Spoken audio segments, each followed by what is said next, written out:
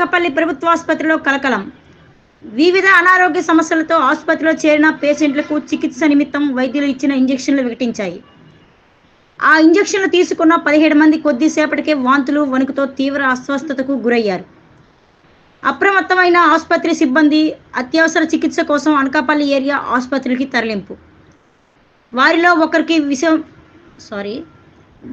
ఒకరికి పరిస్థితి విషమంగా ఉన్నట్లు తెలుస్తోంది.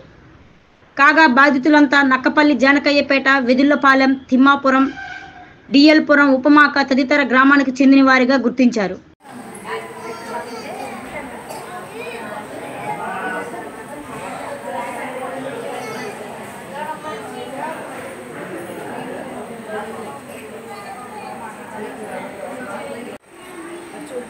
అవసరం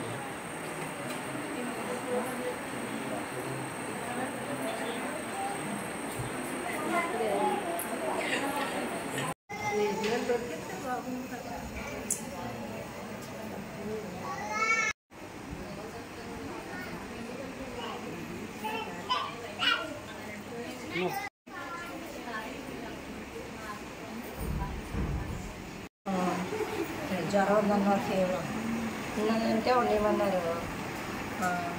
రక్త కణాలు కొంచెం తక్కువగా ఉన్నాయి, బ్లడ్ కూడా తక్కువగా ఉందని అక్కడికి ఉన్నాను. అంటే జాయింట్ తీసుకోవాలి ఉన్నది బాగా బాగుంది. నేను తీసుకొచ్చిన వెంటనే మిగతా పిల్లలను కూడా అందరూ తీసుకురావడం జరిగింది. మా అబ్బాయిని ఎలా తీసుకొచ్చిన 5 నిమిషాల్లో మా అబ్బాయి కూడా పల్స్ పడిపోయి అలాగే వణుకు కూడా స్టార్ట్ అయిపోయింది. అప్పుడు 108 ఫోన్ చేసి అనకాపల్లి తీసుకురావడం జరిగిందండి.